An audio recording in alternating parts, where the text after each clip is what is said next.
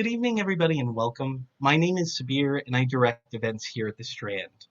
Before we launch into a discussion of Allie Brosh's new book, Solutions and Other Problems, I'd like to share a little bit of history about the Strand. The Strand was founded in 1927 by Benjamin Batts over on 4th Avenue's Book Row. Stretching from Union Square to Astor Place, Book Row gradually dwindled until, after over 93 years, the Strand is the sole survivor, now run by third-generation owner Nancy Bass-Whited. We want to thank all of you for your support. Without our loyal community of book lovers, authors like Allie and Felicia, we wouldn't be here today, and we are so very appreciative of it. So, tonight we are beyond excited to have with us Allie Brosh to launch her new collection of comedic, autobiographical, and illustrated essays, Solutions and Other Problems. Allie is the author of the #1 New York Times bestseller, Hyperbole and a Half, which was named the Goodreads Choice Award Winner for Best Humor Book of the Year. Brosh has also given herself many prestigious awards, including Fanciest Horse Drawing and Most Likely to Succeed. Joining Allie in conversation is Felicia Day. Felicia is the New York Times best-selling author of Embrace Your Weird and You're Never Weird on the Internet. Almost. She is a professional actress who has appeared in numerous television shows and films, including Supernatural, The Magicians, and Mystery Science Theater 3000. However, Felicia is best known for her work in the web video world, behind and in front of the camera. She co-starred in Joss Whedon's internet musical, Dr. Horrible's Sing-Along Blog, which won an Emmy in 2009. She also created and starred in the seminal web series, The Guild. In 2012, Felicia created a production company called Geek and Sundry that pioneered content on YouTube, Twitch, and other platforms. It was sold to Legendary Entertainment in 2015. Felicia continues to work on her own creative projects as a producer, writer, and actress. So, to walk you through the event a bit, we will first begin with a reading by Allie, and then we will be joined by Felicia for a discussion between the two. So, without further ado, please join me in welcoming Allie Brosh to the stage. Hello.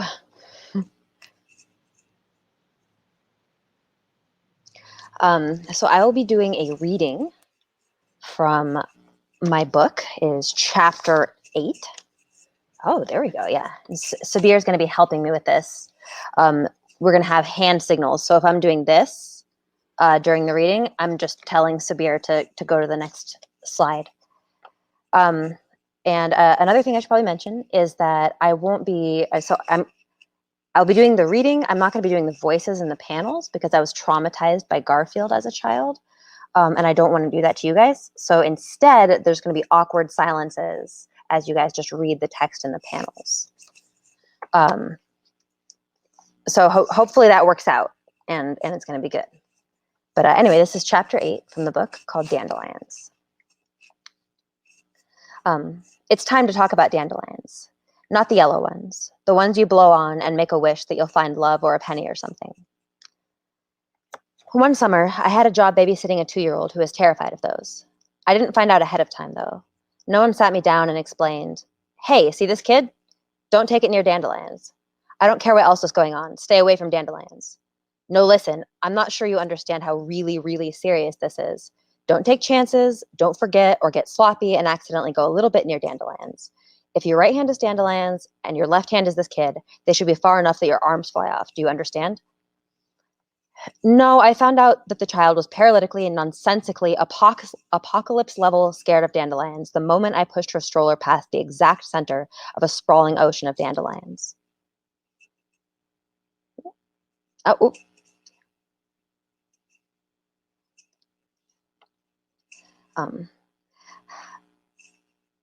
I don't know whether she'd been trying to scream the whole time or doing her best to hold it in until we reached the other side and she just didn't make it.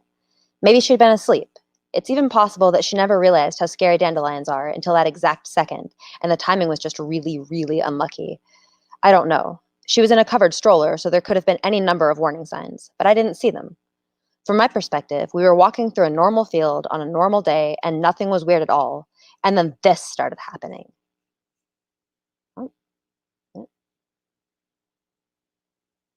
This started happening. There we go. All right.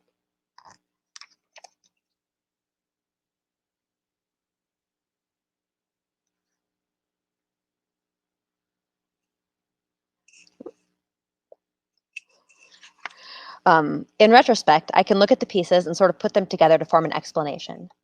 The child, who either harbored an existing fear of dandelions or spawned one out of nowhere at that exact moment, noticed that the level of dandelions had become unacceptable and attempted to escape.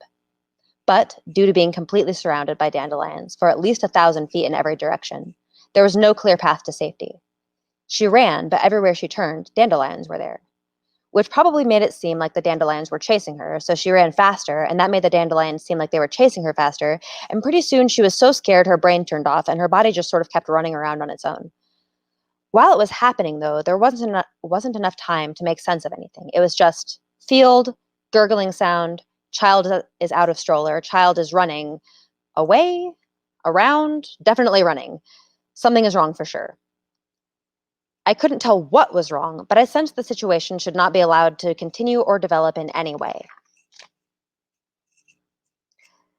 Yes, somebody should definitely do something about this. Well, I'll give you guys a second to read the text. Let me.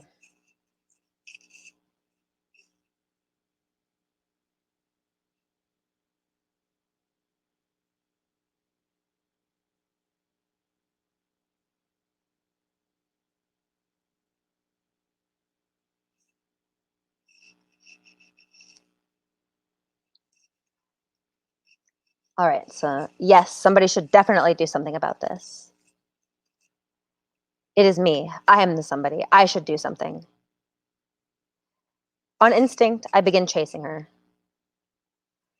This seems to make the running worse. Fortunately, her mindlessly fleeing body still hasn't committed to a direction, so she isn't getting away.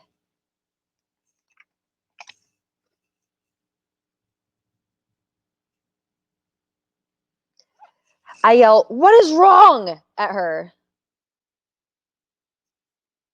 Nobody tells me. I yell, "What is wrong?" at her again.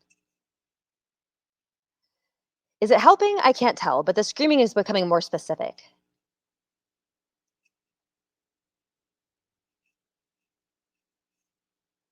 Somehow, possibly through sheer force of will, I realize that bargadons might be the word dandelions.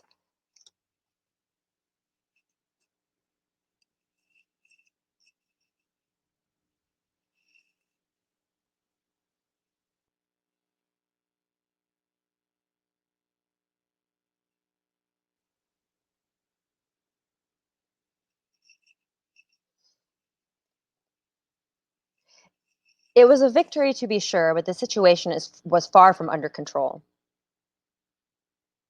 If I want everything to go back to normal, I need to find some way to convince a 2-year-old that dandelions aren't scary. It seems like that should be easy.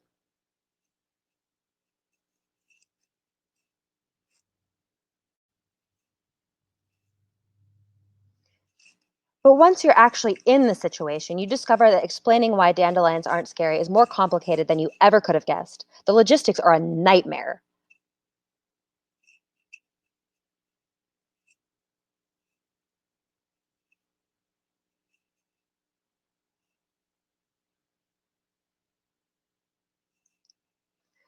The conversation goes nowhere.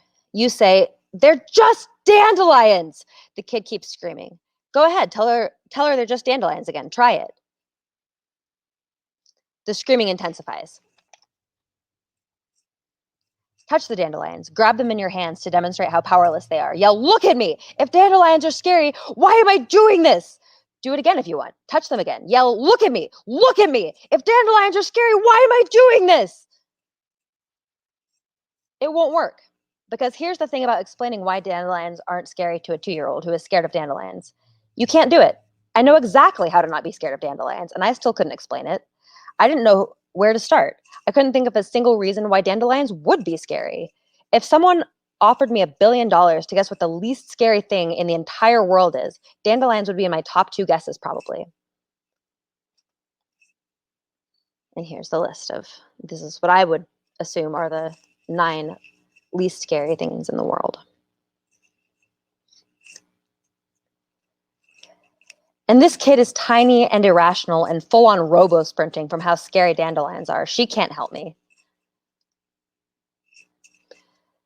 So I did the only other thing I could think of. I trapped her under a towel and dragged her into the woods. I let her out once we got to the woods because there were no dandelions in the woods, so I figured it'd be okay. But sometime during the 4 minutes it took me to get the towel over her, pin her arms down, and haul her flailing body into the forest, she decided she was scared of me, possibly even more than dandelions. And as soon as the towel was off, the escaping type behavior resumed, and I had to do the towel again and carry her like that for a mile.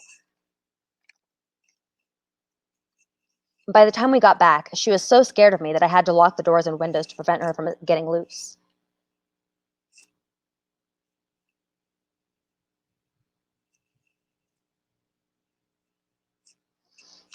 That day was traumatic for everyone. For her, because that was the day someone she trusted walked her directly into the center of everything she feared the most. And when she tried to escape, the person chased her and trapped her under a towel, and the person did this twice. And for me, because that was the day I had to trap a screaming 2-year-old under a towel, not once but twice, without any way to explain why I needed to do that. And I felt like such a monster when she spent the rest of the day crying and hiding from me. And she was still doing that when her mom got home, which looked pretty bad. So I had to try to explain. But as it turns out, I had to because of the dandelions is not a satisfying explanation for irreversibly traumatizing someone's 2-year-old, especially when it also turns out that nobody knew she felt that way about dandelions. That child's mother still probably thinks I did some horrible mystery thing to make her kid afraid of dandelions. And the poor kid, who we must remind ourselves was already facing a difficult life of being the only person in the entire goddamn universe who has ever been scared of dandelions, let alone that scared of dandelions, has probably spent the rest of her difficult dandelion-fearing life struggling with the explosion of psychological consequences I caused that day.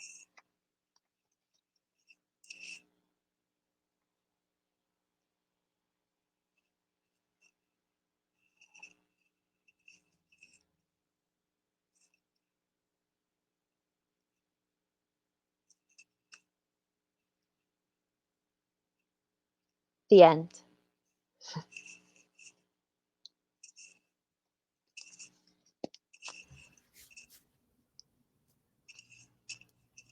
Oh, hello. Hello, Felicia. Hi, Allie Brosh. How are you? Fancy I'm seeing you great. here. I mean, what are the chances It's really that we you would know, encounter each other? I don't know if you feel like this, but I actually feel surreally betrayed when I run into someone I know, not knowing that I'm going to see them. Like I'm resentful that Betrayed. right? Well, I just feel I don't like the fact that they have an existence outside me and they're just living their life. It just kind of shatters my That's worldview. very interesting. So how I can't say I've had that. I think I had that experience in other ways, Mm-hmm. but I don't know if it's occurred to me to have it in that Not in with that what's like context. seeing, well, yeah, I don't know what it is. I also, the other day I had something happen. This isn't about me, by the way. This is your book thing. It's about both of us. And We're just talking. this book is amazing. Yeah, I actually, the other day I saw that two people that I knew but didn't know they knew separately knew each other. And I, again, felt a little bit of FOMO, like, how dare you guys know each other outside the context of what I know that you know each other. I That weird? remember feeling like when I was a kid, I remember feeling like possessive of my best friend. Mm-hmm, When mm-hmm. she would like make other friends, I could feel like we had a very kind of codependent relationship. When I was a kid, I was really extroverted. I'm not anymore. I like traumatized myself That's interesting. Do you think that extroversion. has any therapy helped you know exactly when that turning point was from intro to extra or extra to intro? I'm not sure. I know it happened at some point, and it was probably a gradual process. Like Mm-hmm. I feel like maybe it's like you actually learn to know about the world and realize that how futile everything is. well, that and then you just like if you're an extrovert when you're young, I feel like you can get into situations where you're like embarrassing yourself, and I just kind of like it taught me to fear it. Yeah, Do you so think no, I've never been extroverted. I was always like, in retrospect, like I'm always the girl who's I literally, my middle name is FOMO. Might as well call me FOMO Day because I'm always like looking in at other people having better time than me and wondering why I'm not invited. I don't know. You seem to have the self-confidence to be like, I don't care if other people are doing things without me. I don't know if it's self-confidence as much as like I don't know what it is. It doesn't feel like self-confidence though. That is Well, how is it about like I wanted to ask you about this because I feel like as a kindred spirit of introvertedness, I hate to be an asshole. Sorry but I feel like quarantine is like great in a lot of ways. And I don't know if you feel this, like it's almost like forcing to cut myself off from the things that I pursued, even though I don't want to pursue them, is a relief. There's a certain like twinge of like this guilty, like, okay, well, it's finally okay to be like this feeling. Yeah.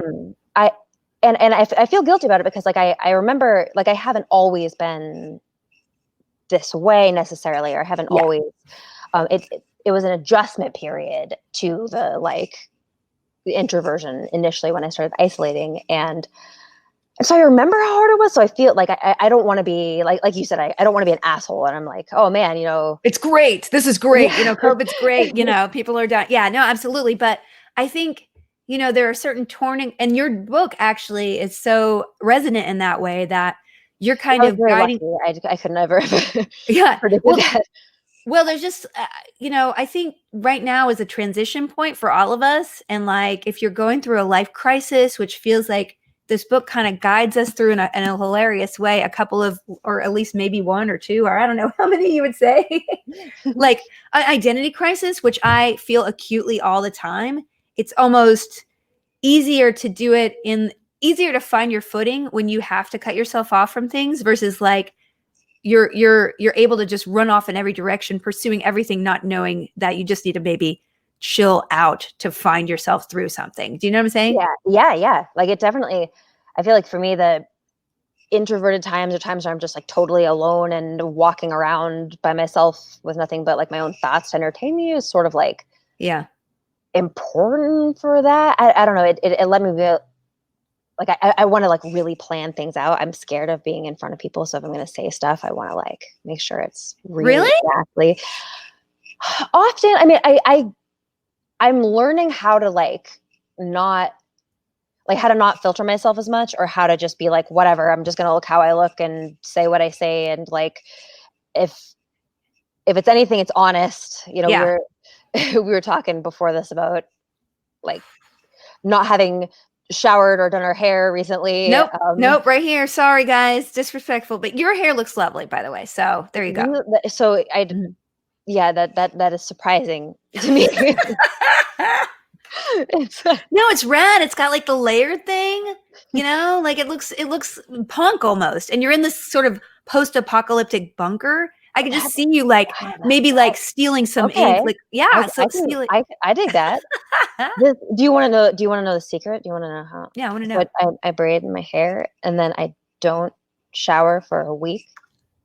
Oh, is that it? I sleep on it, and my pillow pulls the pieces out. And it comes out just like as a messy sort of like boho braid kind of thing. Yeah, I guess like so. We'll classify it as boho. I like that.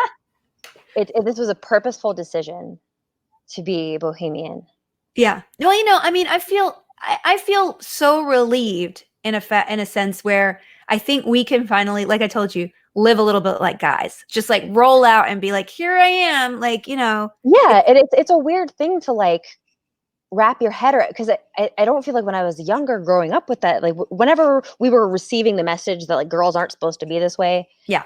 I wasn't aware that that's the message I was receiving. Yes. And so it's been this like process of unraveling, like, okay, what would it be like to just be like, hey, this is me, like, I know. Can you imagine? Not value that, like, attract, like, not have it in your head of like, am I being appealing right now? Am I like? But did you have that when you were a teenager? You were just like always very, because I was so like self-conscious about like leg hair and like, oh my gosh, like my arm hair is one shade too dark. People are going to be repulsed by me. And like that kind of like minuscule examining of your own inadequacies, but like at no point admiring the fact that you have some awesome things going on with yourself, right? You're just hyper focused. It always seemed like that was the thing that like I was getting the most data from. Like that's the thing that you get the most external feedback on. And so it like just naturally trains the system to prefer that as like a. Yeah. Do you think that was a turning point though? Like for introvert, because I feel like maybe yeah. that could be it, because the introversion to extroversion thing. So I had a very like abrupt transition between being unself-conscious and self-conscious. When I think I was 13, and my best friend, I have a couple best friends. My best friend at the time was this kid named Joey, and he dared me to shave my head. What? And I was like, "Fuck yeah, I'm gonna Of course shave you my head!" would. Like, I love it. And so he shaved my head, and approximately 2 weeks later, I entered puberty, Oh no. and So you were a bald, no, menstruating young child? I started my period earlier. I think it was like my interest in Interesting kid. Okay, got it. in boys. Like I was like, oh, do I like? Oh man, what are they like? I kind of want them to like me. What are they like? And the answer is turning out to be like, well, not that. Like, Oh no. Oh no. And I'm not like Natalie Portman bald. It's like Is it a bumpy? It's a bumpy ride. It looks very disturbing. It's like I don't know what it is about it, but Is it like a Romulan's face up there? Like you're scaring me. Now I want to touch your scalp. So I think it didn't help. I had like giant braces with rubber bands and like lots of hardware in there, and didn't know how to make facial expressions yet. It just like, so yeah, it was I feel like I was thrust into this this arena of trying to look good at a time where I was not prepared for that. Yeah. And so that basically just shut the door on your self-confidence and therefore your extroversion, right? Because then you start examining everything about you because did you get a lot of external criticism in school, or was it mostly you? So not like high school was actually pretty okay for me. This time period, I guess like, so the one thing I can remember pretty clearly is I was walking to the beach with my friend Sarah, and these people drove past us we were on the sidewalk, and somebody threw like a slushy cup and just said, "Dump that shit, bitch," to her. What? Like they thought I was a dude and we were together or something. And ew. It was so like, man, that like even when they think I'm a dude, even when they believe that I am a dude, you're not good enough. They still think that I'm so repulsive that they need to throw a cup of slushy at me. That's horrible. We can't win though, really. Like I think the only time like we can't. No, it's really weird. And I noticed that and I don't know if you feel like this, you haven't been on the internet as much in the last, like I haven't seen it at all. And is that a relief, or is that are you going to go back? Is that something that you just don't want more of? Like how are you looking at that part of your life right now? So it's sort of like I wasn't planning on like leaving fully. I don't think it's ever something I want to do full time again. It really stresses me out to like be constantly on or thinking of, I don't know. I feel like my motivations for being creative are like the incentives don't line up in a way that like works with. I feel like I end up doing stuff just to like do it. Yeah. No. It's I like made an analogy when I was on my book tour last year when people were asking me. I was like, well, the internet encourages us to paste beautiful pictures of ourselves on the inside of a car window, but we're sitting in there completely not made up, alone, and nobody can actually see the real us, right? Yeah. And it's really hard, especially as like a creator. Like I was, like this is 7 years since your last book, right?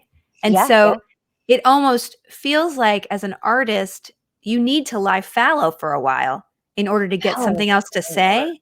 Yeah, kind of like I don't know. I'm not a farmer. I have some corn growing out here, but I bet you could be a farmer if you wanted to be, though. I mean, yeah, we could all be a farm, right? Like the earth takes us. They'll take our seeds. If you want to be a farmer, you could get there.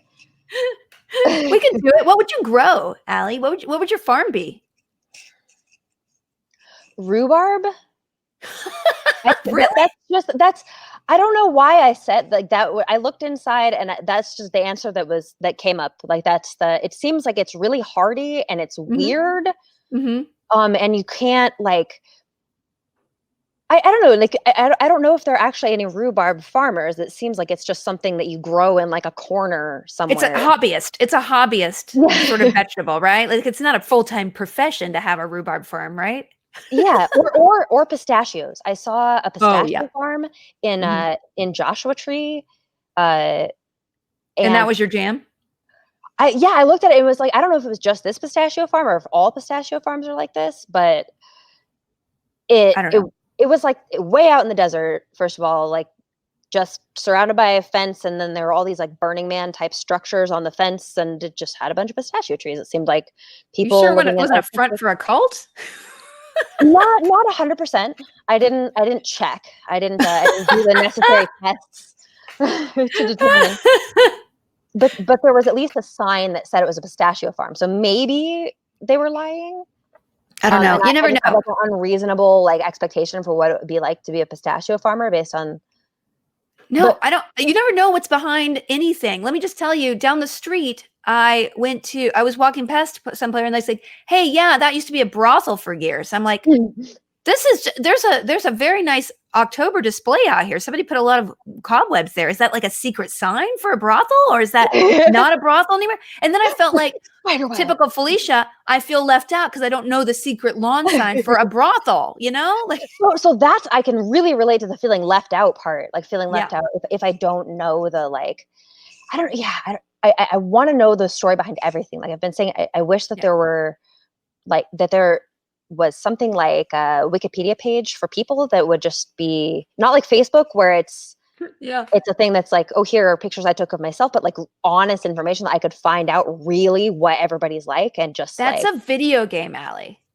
That's because, there's some certain video games where you're cultivating their favor, like Animal Crossing. I don't know if you played Animal Crossing, Allie? I haven't played Animal Crossing. I play mostly Hearthstone these days. Oh yeah, Hearthstone. Oh, it's so nice. I love Hearthstone. What class? I'm not good. I try to play rogue. I'm not a professional. Really? Yeah. It makes me feel slightly powerful. You know what I'm saying? And sometimes I just need to get aggro, and I know that you play Magic and stuff like that. Are you keeping up with all of that or just Hearthstone? So I haven't kept up with Magic as much. I keep up with it in watching other people play it. Yeah. It only recently came out for my operating system, so it wasn't something that I could play without a like physical play group. And I had that previously, but then when I moved back to Bend, my group had broken up. Yeah. Yeah, that's the thing. I mean, I think that's the thing about if you're a nerdy introvert and like me, like I've learned how to live online, and I'm just like, this is great. Like I know that I feel in my element because I know how to operate like this. But then at the same time, as you are saying, I feel like maybe my being online more as far as like sharing stuff is actually detrimental to and I'm going back to a crack pipe or something. Do you know what I'm saying? And it's so hard to tell, right? Like, how do you tell? How do you know? How do you know what's genuinely happy and then just happy as a crutch to being a better person that you could be? I don't know, because like is there any sort of like emotional signature that I don't know look out for? That's why there's a whole drug trip thing in your book that I was just like, maybe that's what I need to do because I've never done. Have you tried drugs? No, and then I had a baby, so I'm gonna have a 3-year-old. I can't be doing drugs with a 3-year-old. That's I could imagine that would be difficult. Like, yeah, we're responsible, right? Find a babysitter, like, and a trip sitter. Will you be my trip sitter, Ellie?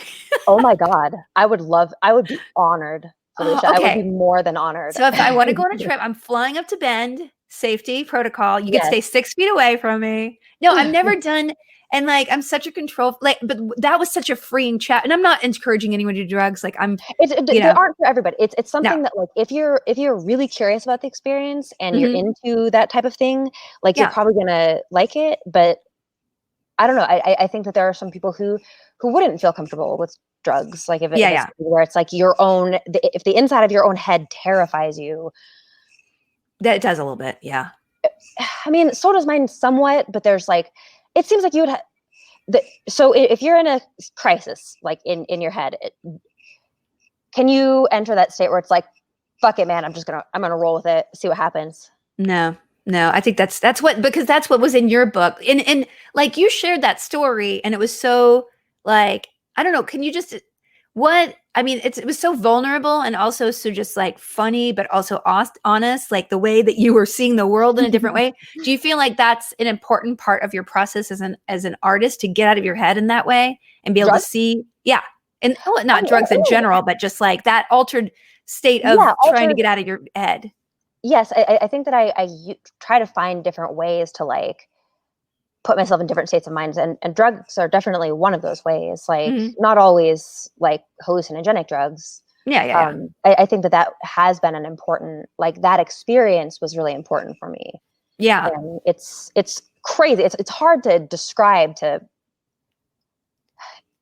There were these moments where you just like have this amazing clarity about how your mind works. Like you can see it and just feel this like utter sense of peace and be like, and I think partially the thing I'm describing where, I said, if you're in a moment of crisis and being like, whatever, I'm just going to.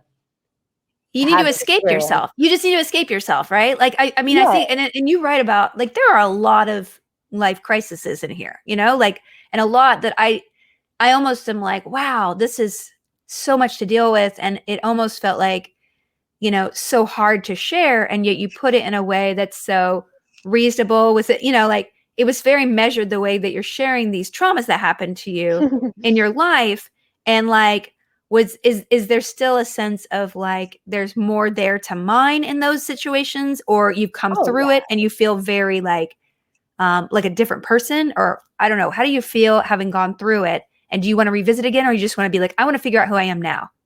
I mean, I think that it's kind of probably going to be a constantly evolving process, right? Like that all the data points in that direction, at least that I've seen so far, that like, it's an iterative process, and you constantly discover you level up, and then you can be like, oh, well, this is what was wrong with that level, and you use that information to get to the next level. Yeah. No, that's what I feel like.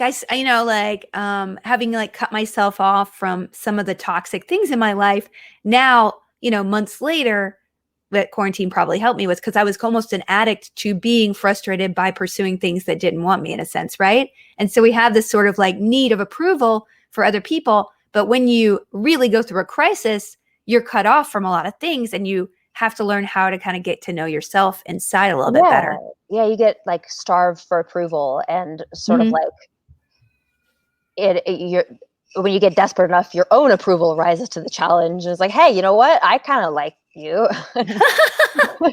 Well, no, that was a beautiful moment in the book where you're just like, I kind of like who I am, or I want to, I know a version of myself I would like to like if I got to know them better. I kind of pulled that in a sense. And that's such a, like, some people never go through life having come to that point, right? Like, so assholes.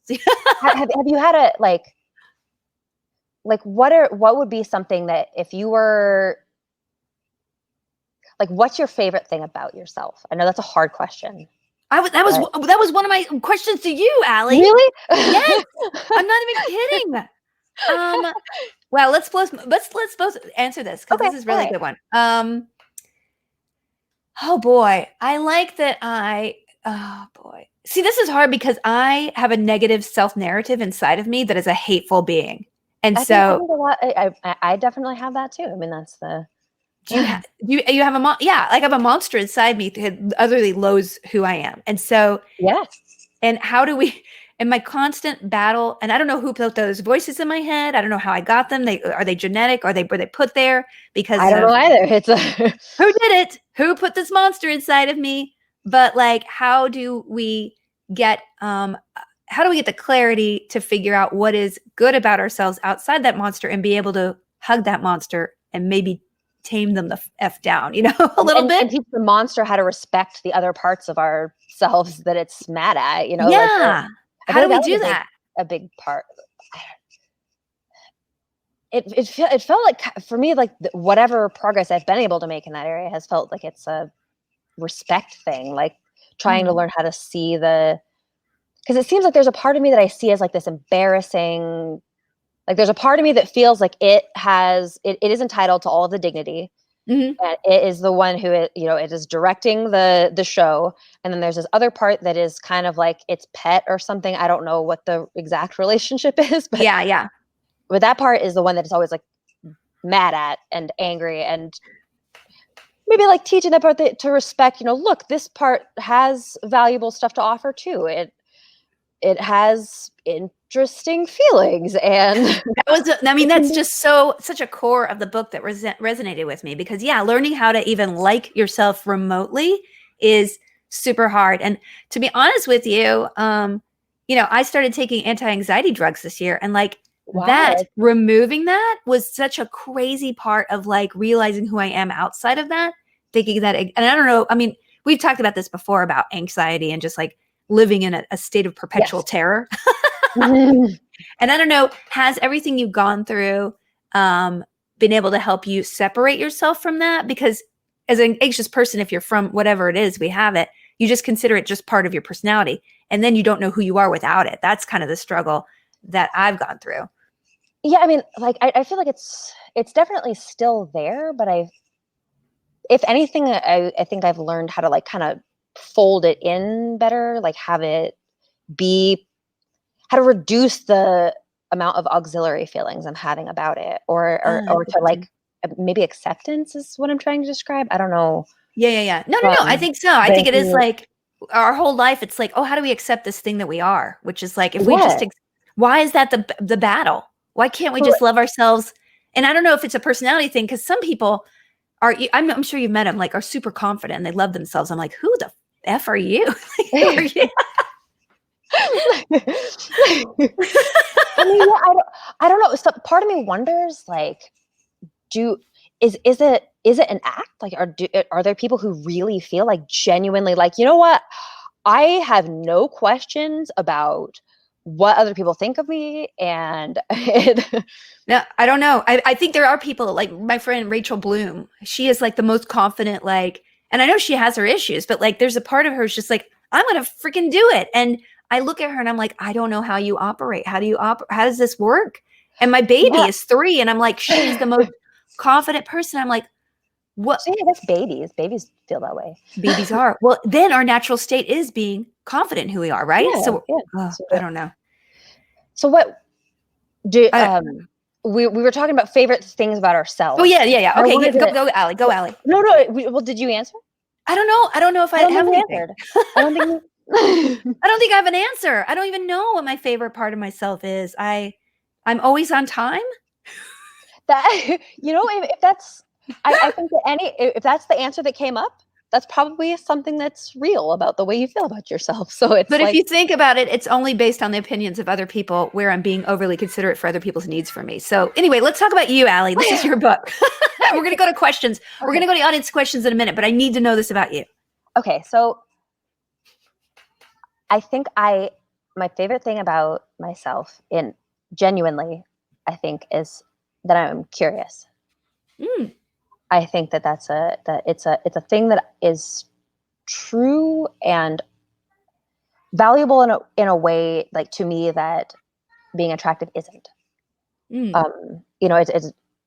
It feels more like tangible, or that like this thing in reinforcing this as a value to myself, it like feels like it's moving me in a productive direction, like moving the center of mass of my self-worth. Like, you're always moving, you're always exploring the world, right? There's never an end to it, because you'll always be seeking something, in a sense. Yeah, right? and so it seems like a good, I don't know, maybe it's more of like a value than like a thing about me, but it's something that I want to cultivate in myself. And so I'm like holding that as like trying to pay attention to when I'm doing that, and then congratulating myself to like train myself to do more of it.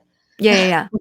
Okay, my last question is, before we go to audience questions, and that's a wonderful, that inspires me. Also, as an artist, right? Like, okay, I have 2 questions that are quick. What is fueling you creatively now that this book is out? Now, we're not talking about new things, but just as an artist, like, what creatively fuels you now the most, having gone through so much in your life in the last 7 years? So I've been thinking a lot about, like, I don't know. I have this. It's a very unformed idea, but I want to do something where I like. I was talking earlier about wanting there to be a Wikipedia for people, where it's like a explore people and try to find like the interesting thing about like anybody or something like that, where it's like people are interesting to me these days. Just how they work, what they're doing, just watching them. That's I mean, that seems like a shift. answer. Yeah, no, because a lot of your previous work is more internalized, right? About your perspective and your relationship with you and the world, and your and the way that you personify animals, which is so amazing. Like that's a lot, but that seems like kind of a shift. It is, and it seems like an area that is worth exploring, and it's very fun. People are very entertaining. But maybe that means that you're just more liking yourself as a person. Possibly, yeah. Overall, yeah. Maybe I feel like more relaxed and able to. Yeah, exactly. Be yourself. Okay, last question. What weird hobby have you picked up during quarantine? So it didn't necessarily start during quarantine, but one of my hobbies is dancing. Oh. I've been teaching myself, and this is not like I don't want to do it as like a performance. It's just something that I really enjoy doing, and I want to know how to like have a few moves that I can do to like interact with music, just on my own time in my garage. Yeah. What kind of music? Like you want to be like an Irish clogger, tap dancer? You want to do like hip hop, or just like movement? Just movements. Just like I love it. It's like probably the same reason trampolines are fun. They are. They are. We were talking about. I have a trampoline out here, and thank goodness. No, it's the best. It's the best of trampoline, and I go out there, and that's the way I put myself to sleep. I imagine I'm on a trampoline. Okay. Well, one day you'll get your trampoline, and one day we will do drugs together. I will trip sit. Okay, good. You'll be my trip. What do you call it? Trip monitor? Trip sitting. Trip sitter. Okay. Trip. I like trip monitor. That seems like a TV show, like a person that you hire to come. There's okay. So if you haven't seen this, there's I don't remember how I got to this video, but if you look up, there's a video of somebody building an IKEA like dresser on either acid or mushrooms. I've got to see it. I'm putting a note right now. Beautiful. They are having so much fun. You can tell that it's just this amazing experience for them where they're like, okay. Yeah! I'm totally writing that down because I actually have a video of me putting up an IKEA cabinet and I almost murdered another person. Okay. That would be like contrast. Okay. Well, you're lovely. I love you and you're so inspirational. And this book you guys need to give it to all your friends because this is the perfect quarantine laugh. I actually read the story about the dog poop to my baby and she read it 7 times to her. She thought it was so funny. That's so awesome. Yeah. Not all child appropriate, but the horse poop one definitely. Okay. I think we're going to get some audience questions, even with some video here. Oh yeah. Hi. Hi, Samir. Hi. Thank you both so much for such an interesting conversation so far. But now we're going to transition over to the audience Q&A. Our first question is going to be from Monica Enkaju, who, apologies, I'm trying to invite, who has been invited on stage, should be joining us in just a second. Ooh, this is very exciting. I hope somebody has something in their background they're embarrassed about. Oh, hi. Hi. Hello. Hello. How are you, Monica? Great. Allie, so nice to see you. I love your shirt. That's awesome. That's for years. So here's my question. Your art has been instrumental in helping you manage your mental health. Have you ever considered hosting classes, conversations, or group sessions with the community to talk about art and the benefits as it relates to health? So I love this question because I am a huge Bob Ross fan, as I'm sure everybody is. And so I don't have any concrete plans, but the idea certainly intrigues me. I've seen streamers of games, like Twitch streamers, do art things, and it occurred to me that like I could do something like that, like do a Twitch stream of just drawing something and just talk, and so that is definitely something that I'm thinking about and exploring because do it. Art it's a great thing that you could just be like looking at, and you're doing something, you're occupied in something, and just kind of having a natural conversation. Like I feel like that's the thing that it does for me in my own head while I'm doing it. So like, yeah, I don't, maybe something like that. I don't know. Yeah, that'd be awesome. I think that would be incredible. And I stream a lot of Twitch, and I tell you, if you need any help, let me know. So maybe we could do a mushrooms art stream at some point. Don't tell me. Okay. And so our next question, it'll be And thank you, Monica, by the way. is going to be from Sasha Urbane, who we're inviting to the stage now. Oh, sorry, I missed Hi, the Sasha. intro. Sorry, this is No apologies. Curtis. Sorry, my background was carefully cultivated. Then I had to move rooms when all the internet went down. Sorry about that. I like I don't know what the cultivated one looked like, but this one's honest. It's good. Okay, good. So I'm going to read from my screen so I don't mess this up because I'm not great at public speaking. I apologize. You sound great so far. Oh, thank you. It's the English accent. Everyone always thinks it sounds good, but It's charming. It is very so much smarter than anyone I've ever met. So I'm in a really lucky situation, but being support for quite a few people who are really struggling is really difficult with my depression. I don't want to share that with them for fear of them not confiding in me and having less of an outlet. And I'm wondering if you have any advice. So it's something that I definitely relate to. I think it's hard, when everybody's struggling. I always think of this time in my childhood where both of my parents had, I think it was shingles, the adult version of chickenpox, which it's a very difficult illness, and they got it at the same time, and so they still had to figure out how to care for two young children while being totally incapacitated by this disease. And I remember it being a cooperative process. There was a little bit of there's a lot of communication, okay, can you do it now? I really need to lie down. And so I don't know if I have necessarily any advice, but maybe an area that I've been trying to think about in relation to the topic, which would be giving my needs appropriate share of the equation, making sure to respect both my own needs and the needs of the other people who are suffering in the same way, and communicate openly about it. Being able to say, I really care about you. I am having a really hard time. So what can we do to connect with each other in a way that's that feels good for both of us? And sometimes that's just, putting on a movie and just laying there watching the movie together, and either back to back, just cuddling, having a because my husband also struggles with depression, and we find ourselves in this scenario frequently, and so we try to pick things that are as humane to both of us as possible. Ways of relating that are just physical closeness, things where we don't have to expend a ton of energy.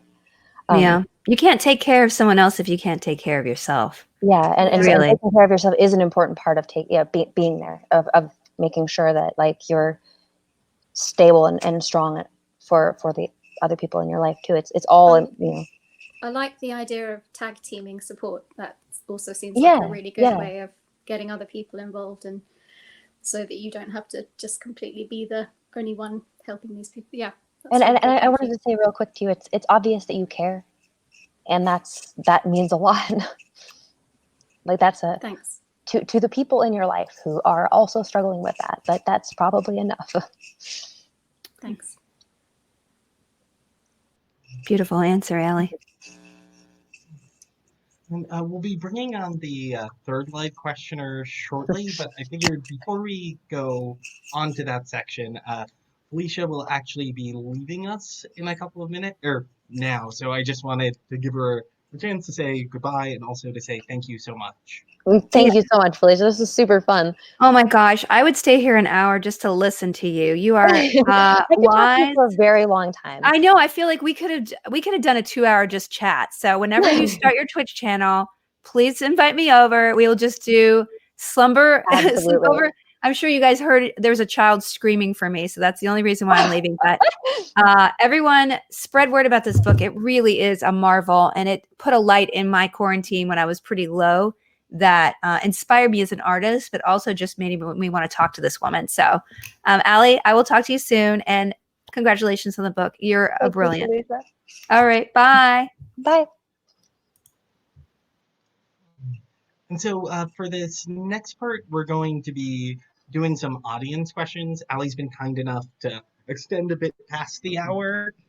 And so our first and let me know when, like, I know you're on the East Coast and your bedtime is probably, I don't know about your schedule, but do let me know if you're feeling tired or anything like that.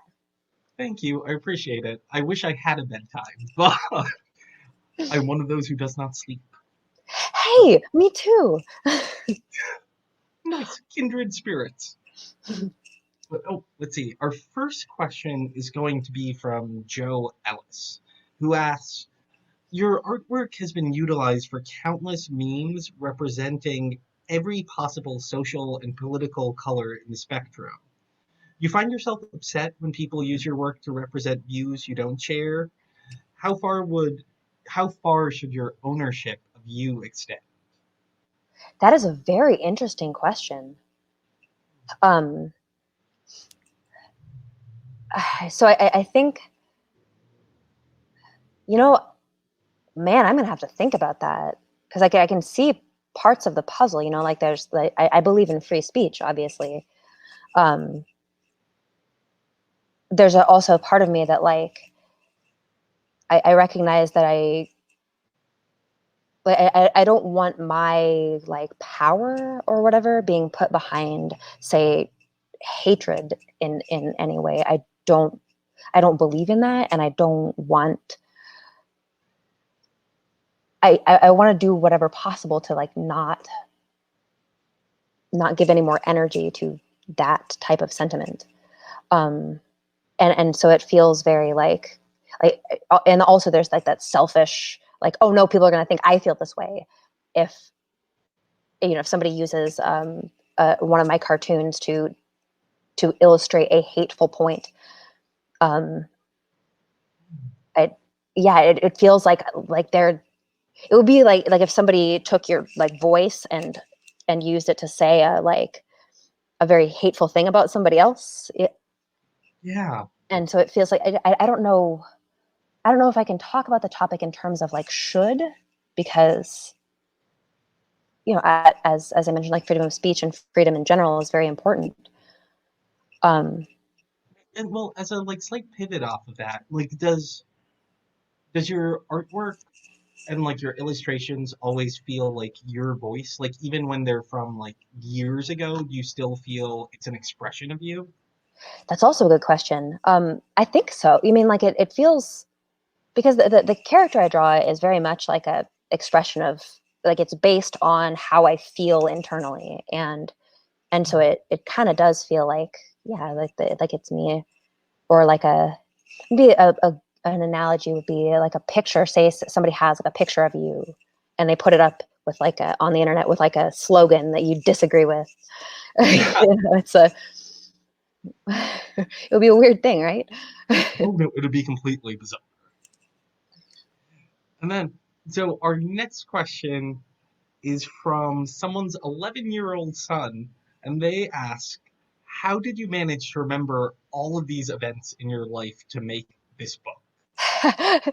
So it's hard to say, like, what my memory, like, what other experiences of memories are like, but I feel like mine may have started early.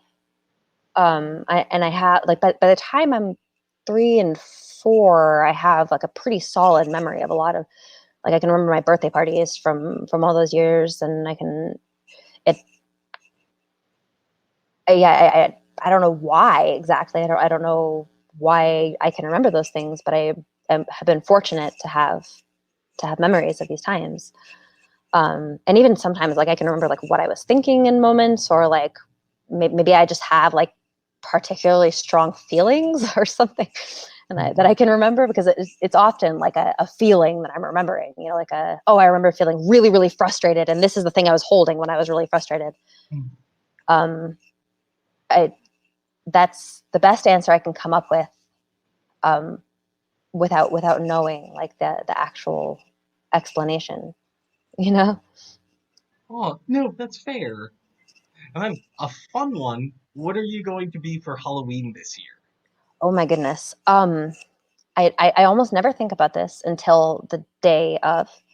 I'm not really like a planner. Like I don't plan things out ahead of time too much.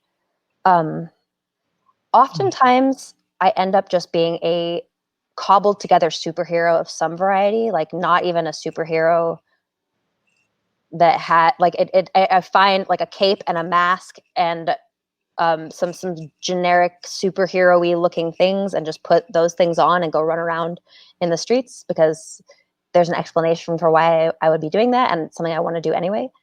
No. I like wearing costumes. So Okay, Halloween is the best. how about you? Do you have a costume? Oh, now I'm still working on like thinking of something nerdy and bookish. Awesome. But like it's a process. But There's a lot of pressure on Halloween. A lot of pressure. and it's weirder since you're not leaving the house, like for Yeah. the most part. Like, What is trick or treating going to be like this year? How is that going to work? Is yeah, I there? hope it still happens. I wonder if there's like an event you could do online. That's like, because Halloween's one of my favorite holidays. I love Halloween. It's Yeah, that's a good idea. I'm gonna steal for our programming. I'm gonna figure something do out. it. I 100% like you have absolutely do that. Good. I want to see what you come up with. I will report back. Please invite me if at all possible.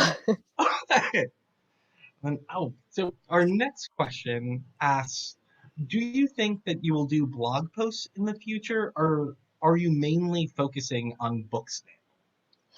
So I believe I am mainly focusing on books now. That is not to say that I will never post anything on the blog. But the experience of writing a book has felt so much more humane to me than blogging. I think I just have so much more healthy expectations of myself when I'm an author as opposed to a blogger. It feels like there's more time to compose my thoughts and make a longer narrative, and I can spend more time getting out of my head, and so I'm not like trapped in the anxiety of like, how much are people going to like this right now as its like own standalone thing. I felt like that was a very difficult part of blogging for me, is the constantness of the like visibility maybe.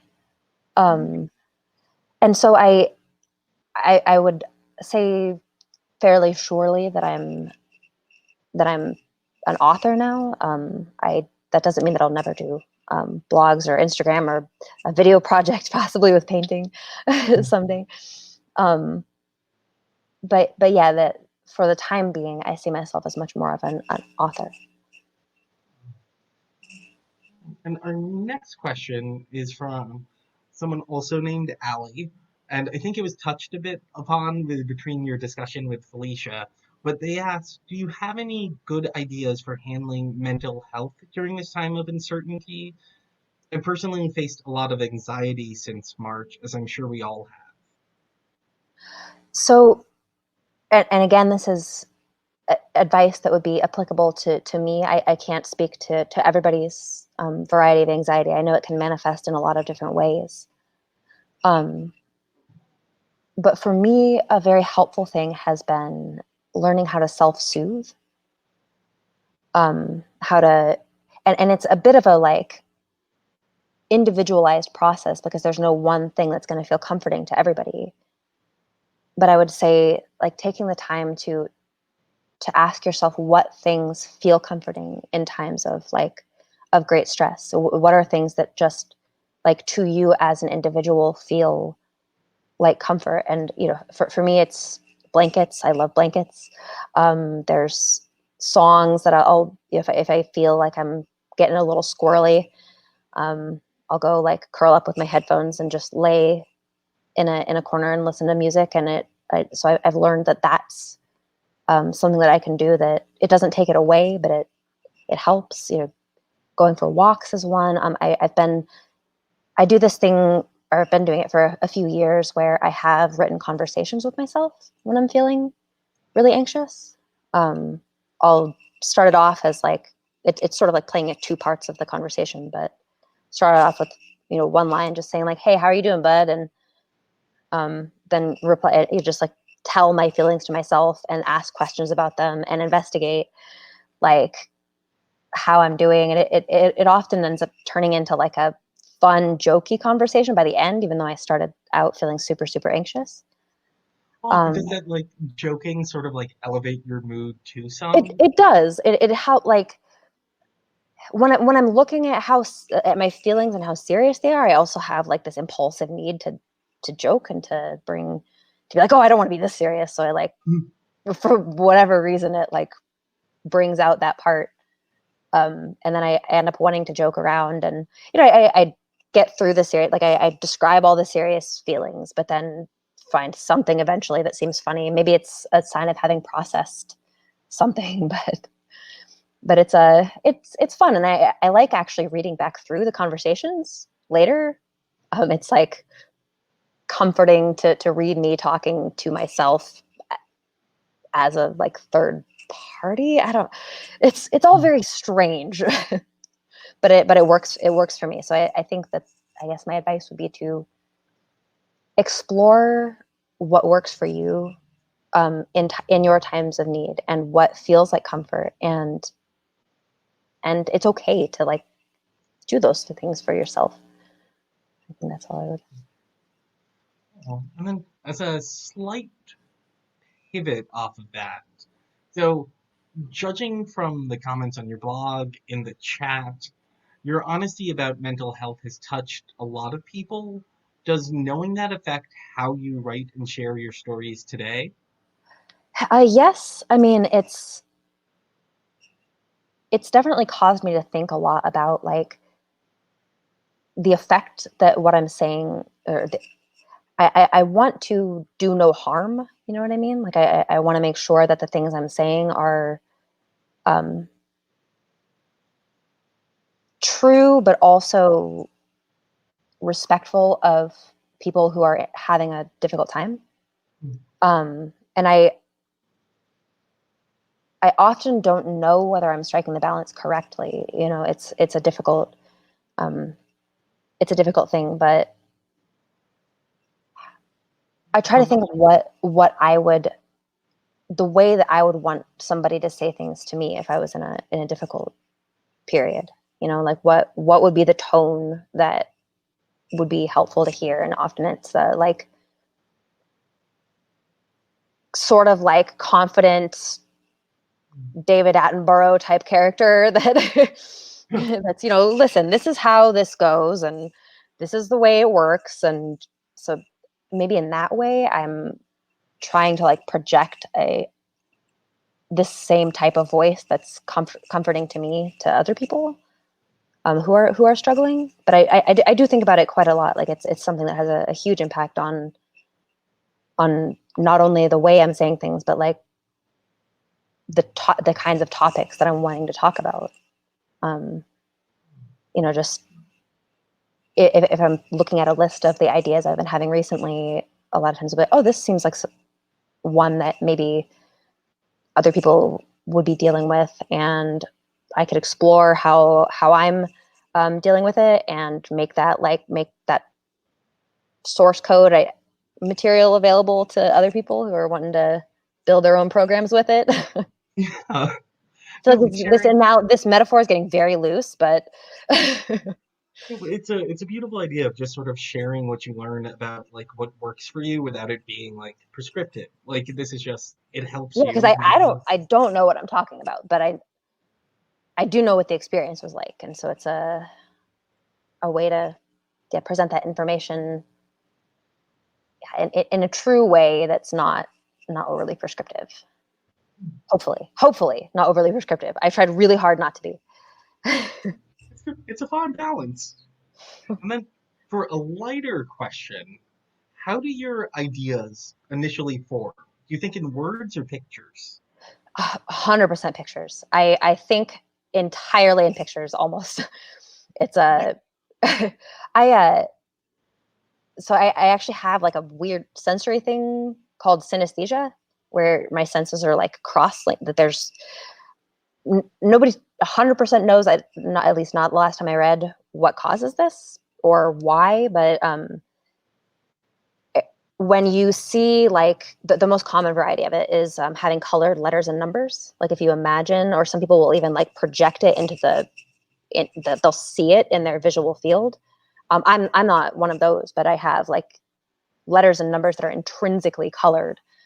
So that's how I remember words. Like if somebody asked me how to spell illusion, I would think of what the colors are in my head, and then that's how I would know how to spell the word. And even like everything, even sounds, I have to translate into pictures before I can understand them.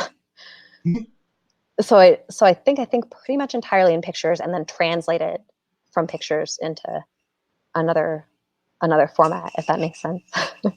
That's a really interesting process. To me, it's interesting to think about how to do it otherwise. Like I've asked friends and family members who like don't have that experience. So, well, like how do you remember things? Like if that isn't your experience, how would you remember how to spell? Let's think of a word, subtlety. Like if you're going to spell the word subtlety, how would you remember?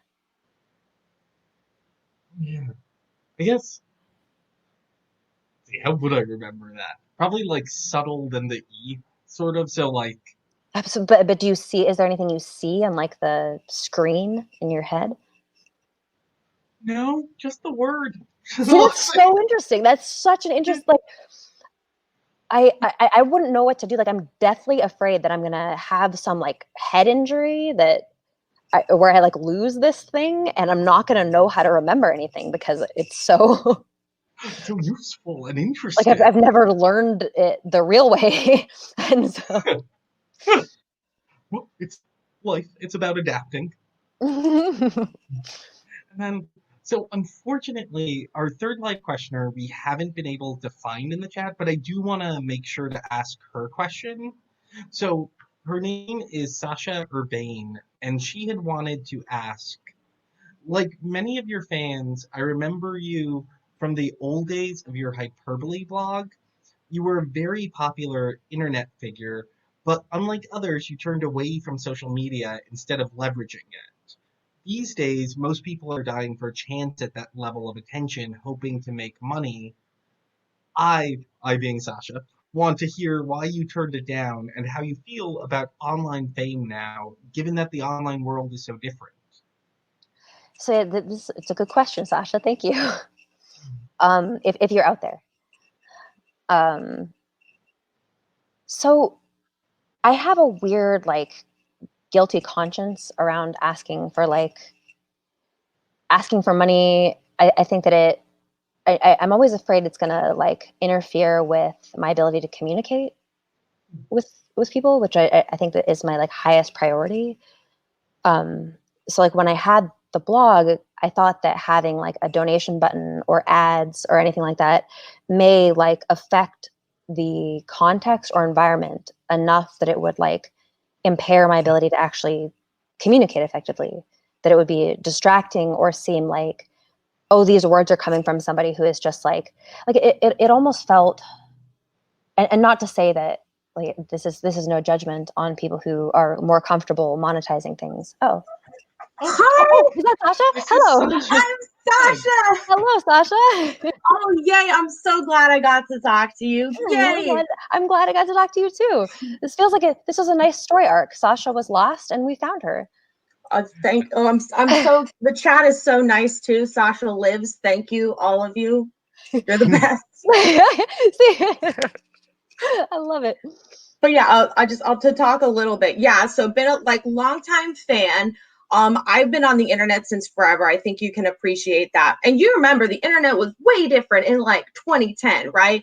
Being like popular online in 2010 is not what it is now. Yeah.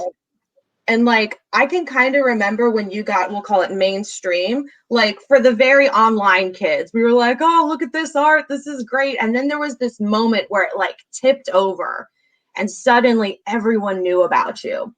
And then you got your book, and then poof. And like I totally respect that you pieced out, because it's, you know, like, no, I mean, like, of course, you know, the fans worry, but like it's insane out here. So like I can see why you wouldn't want to be here. So I'm just like super interested in your perspective as somebody who took a step back when there are so many people who are trying.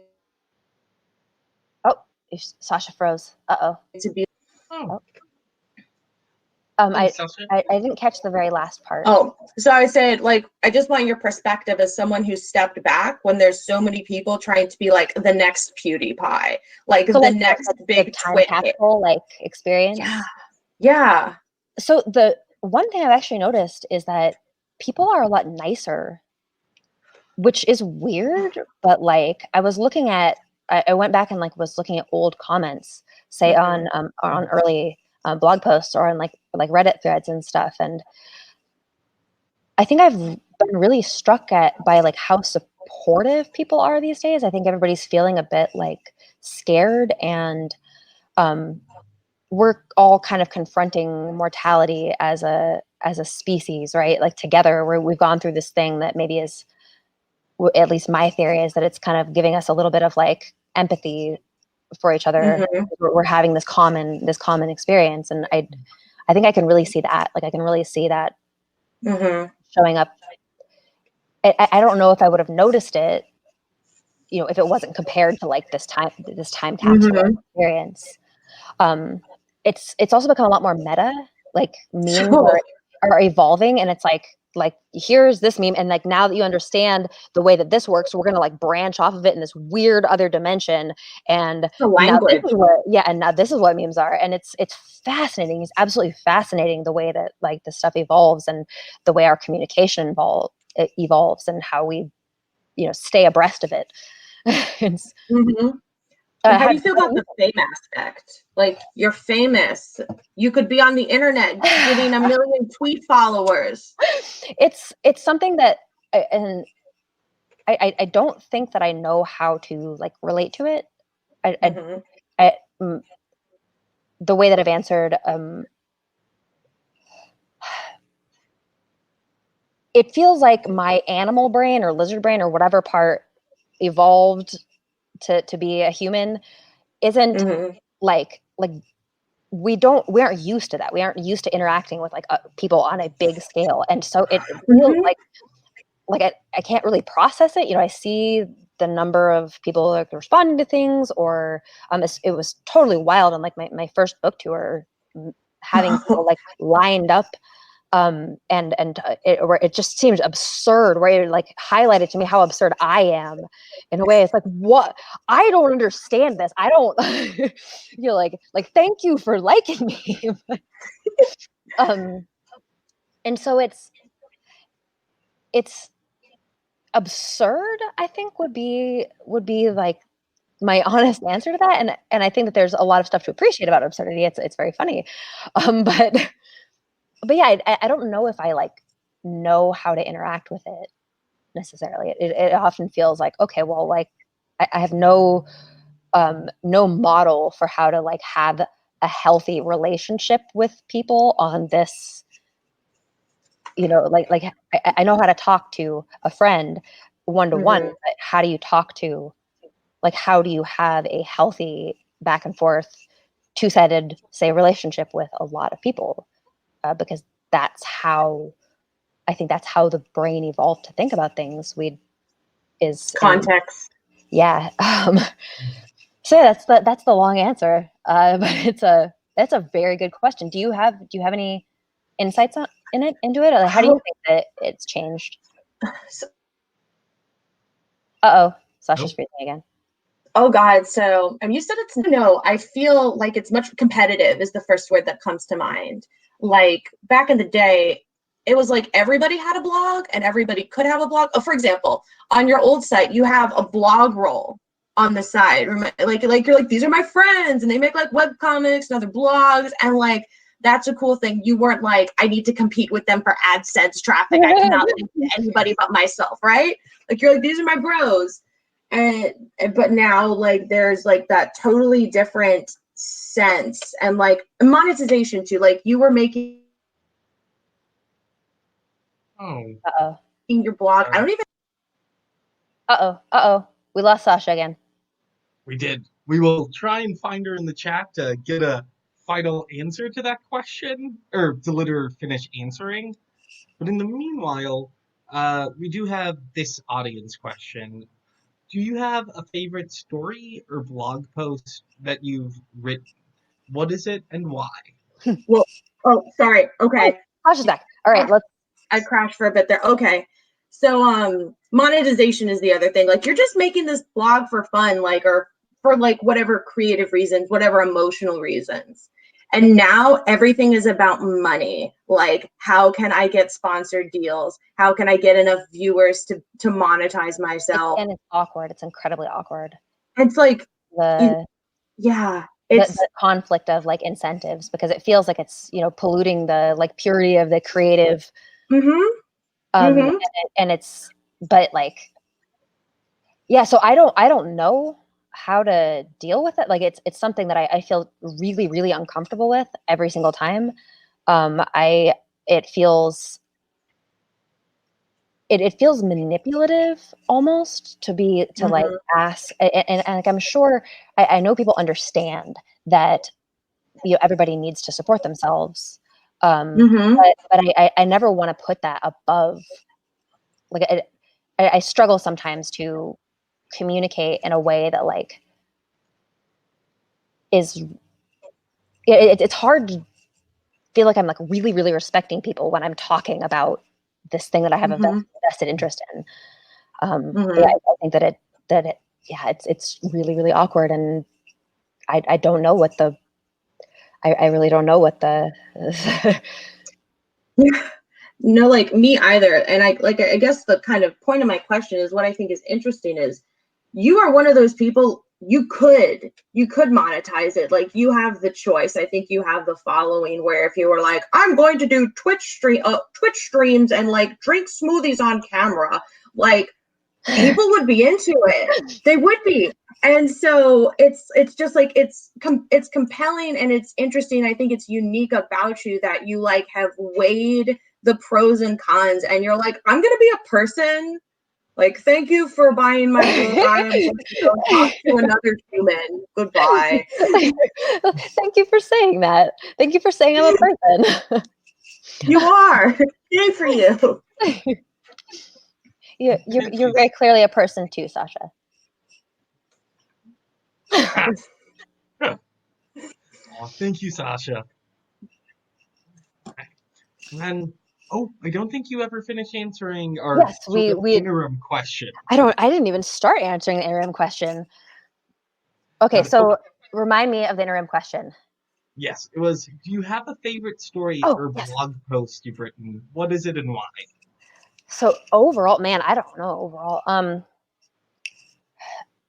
So there are a few in the book that I like for different reasons. I think overall, it's probably the last chapter. And I don't want to spoil any, like, so without spoiling anything, I'll just say that the reason it's my favorite is because it was really, really comforting to me when I needed that. Like I saved it to work on in times where I was feeling very, very alone and just like I needed something to like do with myself and have a way to like engage with myself. And so that chapter I feel like was in a very like lived way important to me. Yeah. So yeah, I think it is my favorite one in the book, and probably also all overall. I haven't reread the other posts in a while. So I don't. yeah, that's my answer for that. The last chapter in the book. And then as a slight pivot off of that, if that's your favorite, which chapter do you think is the funniest? Oh, that's a good question, because yeah, I don't think that the last one is the funniest. I'm gonna go ahead and say, let me see what chapter number it is. So it's probably between chapter 3, which is Neighbor Kid, because I think that Kid herself was genuinely hilarious, and I personally love being reminded of this person. And then also the Ugly Duckling too. That was one that I've been saying, like, it came out easy when I sat down to write it. It was one of those times where I was just feeling like really in it and really like entertained by the things I was entertaining myself. And there were a few, again, I don't want to spoil anything, but there are a few transitions that I don't like. I made myself laugh at them a lot. And so I don't know, that's typically a sign to me that maybe it's good, maybe it's funny. and so yeah, so probably those two. On a slightly different note, we have this question from Steph Uhas, who asks, did you ever receive any pushback from writing about real people and events? If so, how did you get through the complex feelings that come from that? All right, that is a very good question. So it hasn't come up yet. I think it's something that I try to be very careful about. If I have, like, I don't want to say anything negative about anybody. I really, really don't want anybody that I write about to feel like I've been unfair to them in any way. It's just one of those like personal integrity principles. I sort of have this. I think my mom is sort of the person who exemplified this to me. But like, I don't want to ever say anything that I wouldn't be comfortable saying to somebody.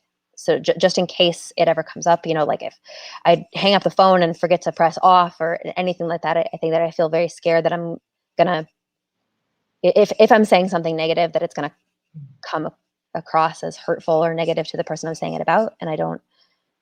So I try to really, really censor myself ahead of time.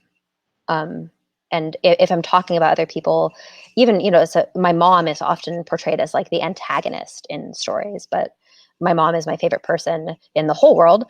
And I hope that I think that she does see that my portrayal of her as the antagonist is like out of love. I've always felt like the best protagonists or best antagonists in comedy, at least, need to be like ultimately sympathetic.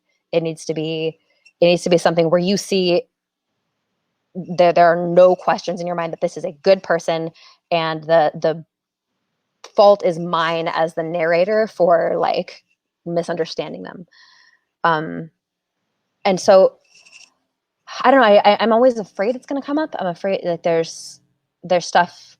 I see people asking questions about like my personal life, in the relationship type stuff, which I have historically shied away from talking about because it's like it's a very personal thing, and it has another person involved in it. Like that, me say dishing about my personal relationship life would be. While people might be interested in hearing about it, I can't guarantee that I'm going to be able to like talk about it in a like, not that I have anything like horrible. I don't have anything horrible to say. I just want to like not even risk saying anything that would be hurtful or unfair. Huh? Oh, I said that's really admirable. That's not Oh, an thank you. answer you typically hear from writers. It's more about like, you have to do the work. The truth is the truth. I mean, to some degree, like I want to share the truth, but like I think the truth is subjective in some senses to it, because we have a subjective experience, and like there's ultimate, like there's objective truth and then there is subjective truth. And I think that both of those things are worth thinking about in, in writing. No, it's like essential to art. Yeah. And then a slight pivot of a question. So, would you ever consider transforming your ideas into animation, maybe like short cartoons? So yeah, I've been at, and the wasn't, so I don't think I would actually do cartoons of my current cartoon. Similar to the explanation I gave for like why I didn't want to read the panels out loud. Yeah. And maybe this is just my like aversion to sounds because I'm such a visual person. But I feel like there's been enough time where people have been like absorbing this material in silence that it would be kind of jarring to suddenly give it sounds. So I've actually tried to think about potentially how I would turn it into a silent project. Maybe if I would, I don't know how that would work, but it seems like it would, at least to me, it seems like it would be necessary to preserving the like feeling of it. So I would be open to doing animation of some kind at some point, but I wouldn't want to take characters that people have their own voices in their own heads for, and suddenly give them, suddenly impose that structure onto them, if that makes sense. No, it does, because like there's a part of your work which like encompasses silence, if that makes sense. Like That is so cool to hear. yeah. I love silent things. I love just like I would love to watch a just picture slideshow of a story. Like that's Yes. We have a fun question from Megan who asks, "Are you in your blanket fort?" I am in my blanket fort. Do you guys want to see my blanket fort? More of my blanket fort? So here's the whole thing. We got a blanket fort and we've got some animals. I've got here. We've got this guy. I don't know what his deal is. He hangs out. He keeps my chapsticks in a pocket in here. And then I have just all kinds of tools. I got a jar of peanut butter on this is how I've been. On the I was also going to ask while I'm like showing people around, does anybody want to see my cat? Yes, we have had a lot of questions about your dogs. I met Savir's cat. Your rats. We haven't. I've hidden them in the bedroom. I'm he's being ferried over here at this very moment. Here, bud. Come here, squirrely man. Oh my goodness. How are you doing today? This is Squirrel. He is a very good boy. He's so handsome. Isn't he? He had an issue with his eye when we adopted him. He had to have surgery to like pin his eyelid down. And so he's got a little bit of like a squint. I think it's he's so full of character. Sort of like like a ragamuffin quality in like exactly. All right, how you doing, bud? But that's Squirrel. He may come back over now that I've invited him over here. He's been very insistent on being on my body today. As another question, we have if they were going to make a movie of your life, who would you want cast to play you? Oh my goodness. I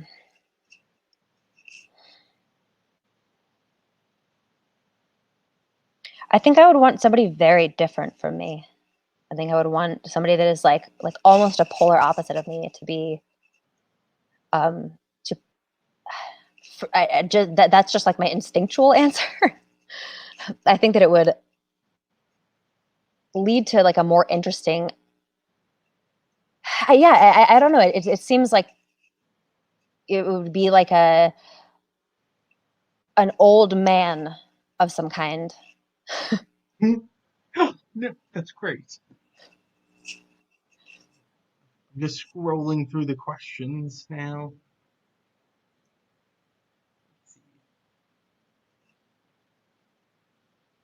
I see Harrison Ford. Yes. Bill Harrison. Murray. No, that's my answer. Bill Murray, right there. That's my answer. Yeah, that's the goal. That is 100% my answer. Well, I feel like Bill Murray, I admire greatly. I admire him as a philosopher. I like what he exudes into the world and the way that he is. like everything he's ever done. Just his entire body of work represents like cool and a slight remove, and it's perfect.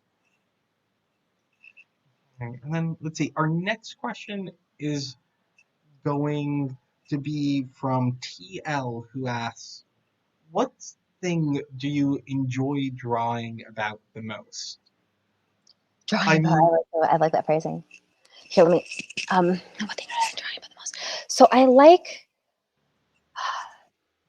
I'm afraid I'm not going to answer the question. Maybe could we get clarification in the chat of whether you mean topic or subject material of the, like what topic do I enjoy doing pictures for, or what do I like drawing pictures of, if that makes sense. Is that a... Yeah, we're calling you out. Please provide clarity. Both, okay. So I really like drawing like anything that's like super sunny, like really sunny, washed out pictures. I have a lot with like I like putting in lighting effects.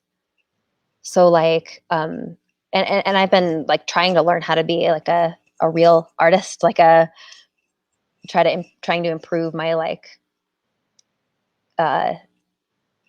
whatever the drawing skills of like making things look realistic or artsy.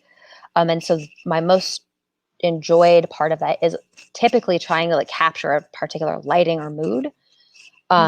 There's not a ton I can do with like cartoons in that way, but I sort of felt like motivated by it when I was trying to finish the artwork for the book, and so a lot of it made its way into the book because it was just like, oh man, I can't wait till I get to the part where I get to like put the light coming in from off the side. And so then subject material, I like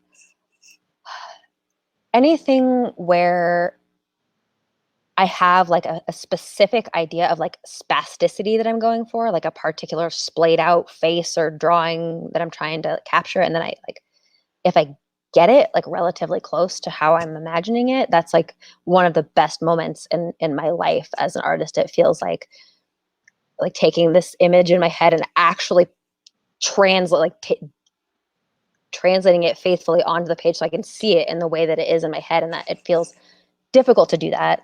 And so I am very, very happy whenever it happens. As a slight sort of like follow up to your first answer, I'm sort of curious, what do you think is the next sort of field within your art you want to explore? That's a good question too. Yeah,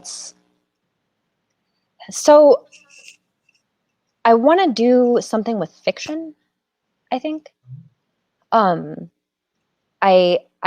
There's a sort of a side project that I'm working on, and also a project with my husband that I've been working on. He writes sci-fi and fantasy, and I would love to do illustrations for one of his projects at some point. I think just like, yeah, try doing something slightly different I want to do something where I'm not writing about myself. I think I've maybe got like one more book as far as writing about me, and then I want to move on to other main characters.